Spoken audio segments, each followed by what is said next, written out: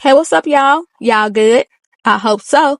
Y'all, let's go ahead and get into episode 2 of Worst Roommate Ever. And this one is titled Housemate from You Know Where. And this story is about Anita Cowen. So the episode opens with a sergeant detailing an ad that was put online from an female executive who was looking for a roommate. The sergeant said that she had never worked a roommate case like that before, and the thing that stuck out the most to her was that the lady recorded her 187. This incident took place in Cathedral City. According to the detective, Cathedral City is located in Coachella Valley, and it has one of the lower crime rates, and they may see between 1 and 5 homicides a year, and it just depends on what the year is. Another detective, Detective Albert, stated that it's a very safe place to live, and it has a section of retirees who live in Cathedral City. And he said what made the Anita Cowen case memorable was the brutality of the events. And on June 14, 2016, they received a welfare check from Anita's daughter-in-law around 11 p.m. An officer arrived and knocked on the door, but there was no answer. He called for a second unit, and they tried another door, but there was still no answer. Then he was like, look, we got to jump the wall. They jumped the wall to get to the back. As they were rounding the corner, they found Anita in the pool, severely beaten. She had injuries on the side of her head and face. There was broken glass everywhere, drag marks of blood on the concrete. It was a complete mess. So now we get into the documentary and we get introduced to Anita's son, Stephen. Anita's son said that she got divorced fairly young, but that divorce made her gain her independence. She always talked about wanting a house, and so her friend Patty suggested that she move to Palm Springs. She found her house in Cathedral City and she loved it. Her son, he lives like 3 hours away in San Diego, and that was hard for him because him and his mom, they real close. They talk every day. So he really didn't like that. Anita, she had her own business. She was a traveling nurse, and she recruited other traveling nurses for hospitals and nursing homes, things like that. But she closed her business when she got in her 60s. But once she closed her business, she didn't have any income. So she took a job at Walgreens, but it wasn't paying enough to pay her bills. And according to the detective, utilities are very expensive when you're living in the desert. And since a lot of the retirees don't have regular income coming in, they look for tenants to rent out guest rooms to. And Anita, she had put an ad on Craigslist. Her family, they really wanted her to screen the potential roommates. Like, please screen these people. You don't know them. But she wouldn't, because screening them, background checks, cost money. She like, I already don't have any money, so I don't have extra money to do background checks. If she got a good vibe from them, she let them move in. And she has several roommates over the years. Then we get to an interview from her very first roommate, and his name is Daryl. Daryl said that he was going through a divorce and he was living out in a shack with no utilities. His car was falling apart because of the distance it took for him to get to work, and he couldn't get a regular apartment because his credit was messed up because of the divorce. And that's when he found Anita's ad for a room for rent. He moved in with Anita in March 2014. Some of the family found Daryl to be a little peculiar, but he paid his rent on time, and that's all Anita wanted. And him and Anita, they didn't have like a relationship. They just saw each other in passing because he had a separate entrance to get into the house. Daryl said that she rented out both rooms in her home because it was a 3-bedroom. And there were times when people would just try to squat in her home. There was one tenant who tried to get physical, but Daryl and one of his friends, they calmed the person down. And he was like, there were several instances like that. So Anita would always be calling the police, and the officers had to explain to her over and over that there is a legal process when it comes to evicting people from your home. In February 2016, about 2 years, so it had been 2 years since Daryl had been living with her. Anita then introduces him to Scott Pettigrew, and he was also moving in. Anita knew Scott from work. Daryl found Scott to be very strange. Scott will open Daryl's door and just close it real hard over and over, or he'll come in and knock stuff off the dresser, then run out of the room. Just a bunch of weird stuff. Daryl complained to Anita, but she didn't do anything about it. And since Scott was a charmer, he could make Anita believe anything. And Scott had convinced Anita that a flashlight that Daryl kept in the bathroom was a camera and a microphone, and he was recording him in the shower. But Daryl tried to explain to her that wasn't true. It's not a camera. It's just a flashlight. If the power go out and I'm in the bathroom, I have a flashlight. Daryl, he ain't like Scott. And the family didn't like Scott. But no matter what, Anita wouldn't believe anything folks said about Scott. Scott started stealing things and blaming it on Daryl, and Anita believed everything Scott said. Daryl said one of the worst things Scott did was that he threw up and pooped in the tub, and he blamed it on Daryl. Like, Scott had completely manipulated Anita. So Daryl started looking for a new place. He's like, I ain't got time for this. It got to the point where both Scott and Anita started locking Daryl out of the house, and he had to call the police like 5 times in order for them to let him in each time. Then one day, Scott and Anita decided that they were going to call the police and lie on Daryl. Daryl heard them talking about this, so he recorded the conversation because he didn't want them lying on him, especially not to the police. And in the recording, you can hear Scott saying, "You really think you'll have more credibility than the two of us? Seriously? Do you know how many attorneys I know in the Coachella Valley that I went to law school with? I'm not playing here. I'll show you my degree. Matter of fact, you can look it up on the internet. I'm not playing, so you need to listen." So then Daryl, he raised his phone up to show Scott. And then Scott, he immediately changed the subject and then manipulated the situation like, yeah, film me the same way you film me in the bathroom. Now, I don't know why Daryl felt the need to show Scott that, because I wouldn't have done it. I would have let Scott talk himself right into some trouble. Then Scott convinced Anita that Daryl had a long criminal record, which was a lie, and Daryl tried to explain to Anita that things didn't have to be that way, but she only listened to what Scott had to say. In March, Daryl, he went out of town with his friends, and when he made it back, they got back real late, and the chain was on the door again. He called the police to let them know, that he had been locked out again, and the officer told him, "Wait right there and we'll be there to get you." And he was like, "Get me? What they mean?" When the police arrived, they arrested him. He wasn't told what he did or nothing, and they said, "You know what you did." His public defender was the first person to tell him what he did, and his charges were burglary, residential, commercial, cruelty to dependent elder adults, and threatened crime with intent to terrorize.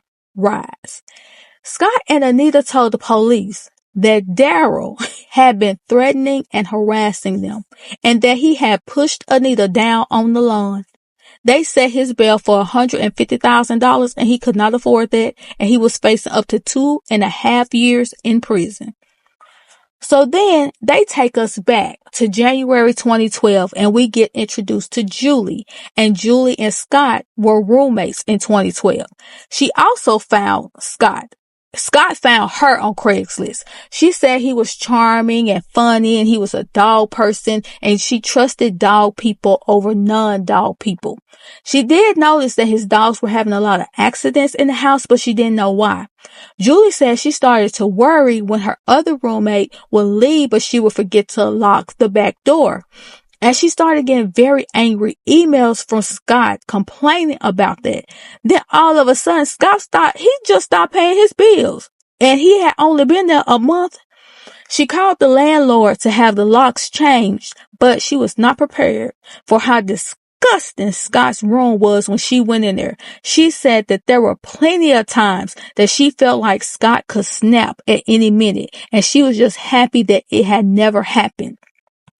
Then we come back to April 2016. After Daryl got arrested, Scott and Anita started having problems with each other because Scott lost his job. And then he started eating Anita's food. He was stealing stuff from the house. His room was trashed out. Just disgusting. Her son was trying to get Anita to come and live with them, but she refused to leave her house because she said she had worked too hard for it. Then we get another rewind, and we're going back to October 1990, and we meet Rob. Rob was Scott's partner for 12 years. Scott told Rob that his father abused him and so did his mom. She was mentally abusive. She would buy him cats and then she'll take them and have them euthanized. Rob said that when Scott came back from law school, he was totally a different person. He came back emaciated, very ill. Rob would find like adult beverages, like the empty bottles in Scott's closet because he just started. When he came back from law school, he was just drinking heavily and he was taking prescription pills. Rob says that he paid for Scott to take the bar exam twice, but he never saw any evidence that Scott had actually taken the exams. He said whenever Scott would drink, that he would either pass out or he become very violent. And one night he drank a whole bottle of tequila. He grabbed the Jason Voorhees favorite toy and chased Rob down the street. And Rob says he hates to think what would have happened to him if he had not outran Scott. And after that, he was like, I can't do this. They broke up in 2002, but they did stay in contact and he would help Scott out, whenever he could. So we come back to 2016 and it's May. Scott, he was getting meaner and meaner. He was drinking more, just drinking. Anita put a padlock on her bedroom door because Scott had removed the locks off all the doors. And Scott was blaming the things that were happening around the house on Daryl. And I'm like, how you blaming it on Daryl? Daryl in jail. And Anita quickly realized that she had made a mistake when it came to Scott and for blaming Daryl for things that Scott was doing. Anita told her son about the plan that Scott came up with to tell the police that Daryl had harmed her. Her family told her, look, if you don't go down there and tell them folks that you perjured yourself, we ain't gonna have nothing else to do with you. So she went down there, she talked to the DA and told them that she lied, and Daryl, he was released. He did 100 days in jail, but he lost his job, he lost his income, just everything. So now he got to rebuild. So then he goes to get his things from Anita's house and he went with a police escort. He was looking for his cats, but Scott told Daryl that Anita had his cats euthanized. And that really hurt him because after the divorce, the cats were all he had left. But Daryl didn't think Anita did it. He believed that Scott did it. And when they were leaving, that police officer told him, do not come back to this house unless you have a police escort because something is not right with that man. And Scott, he just got so crazy. And then Anita, she filed a restraining order on him and a kick out order. And she completed a report explaining everything that Scott was doing at the house and to her. She told them how aggressive he was being towards her. And a judge, he granted an order to remove the dogs, but he ordered Scott to stay 5 yards away from Anita. I'm like, you removed the dogs, but you didn't remove the man? And the sergeant said that they didn't understand why the judge would have the dogs removed, but not the aggressor. So Sergeant Olsen said that was utterly ridiculous. Like, the judge said since Scott hadn't been physically violent with her, he could stay. And that's why people don't trust the court system. Because if I tell you that I feel threatened and I write out a whole thesis paper of all the stuff this man is doing and all you do is remove the dogs, that's messed up. Why go through all that paperwork? Why go through that process to have a law enforced and the person who has the power to do it doesn't do it? Like, why are some of these laws so stupid? So you got to wait until a person is physically harmed before you can help them. That's pure insanity. But anyway, after that, Anita didn't know what to do. So her son suggested that she get a recorder so that she can have evidence whenever she went back to court, because they were sure she'd have to go back to court on Scott because he is unhinged. Anita knew that Scott was going to be served with the order on June 14, 2016. So she planned on staying away from home that whole day as long as she could because she knew he was going to be pissed off. When she got home, she couldn't even get in. He then boarded up the doors with some 2x4s. She couldn't get in the garage, so she had to call the police because she called the daughter-in-law called her daughter-in-law, told her what was going on. They told her to call the police. The police get there and help her get in the house. And she wanted the officer to go and talk to Scott, but the officer said that it was a civil case. There was nothing they could do. And so he left. So Anita called her daughter-in-law back, told her that she got in and that the sheriff had served the papers and that they let her in the house. And after the police left, Scott lost it. She tried to go in her room. This man is super glued the door closed. Baby, I would have been back out there. Now, lady, you've been living over there for a long time. You don't know none of your neighbors. Whew. When her son, Stephen, got home, his wife told him that they needed to get to his mom's house because, see, the wife was still on the phone with her. And Stephen could hear a whole bunch of noise in the background, and he told her, turn on your recorder. And she was like, yeah, okay. So she turns it on, and then all of a sudden, the phone went silent. So they jumped in the car and was calling her back to back, but there was no answer. They called the police, tell them we need you to do a welfare check.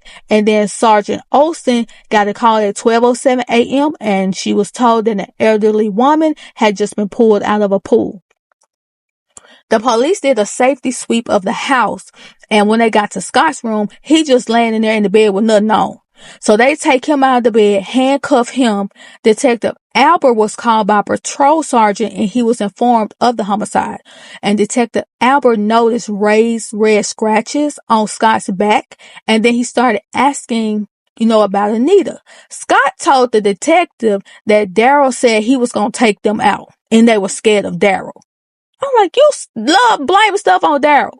So then Stephen and his wife arrived and they told them the bad news. Stephen said that he didn't see it coming and it made him feel like he failed his mom. They said that was one of the worst days of their life. Daryl said that he had got released from jail on Saturday. When she went up there and told the folks that she lied, it was a Saturday.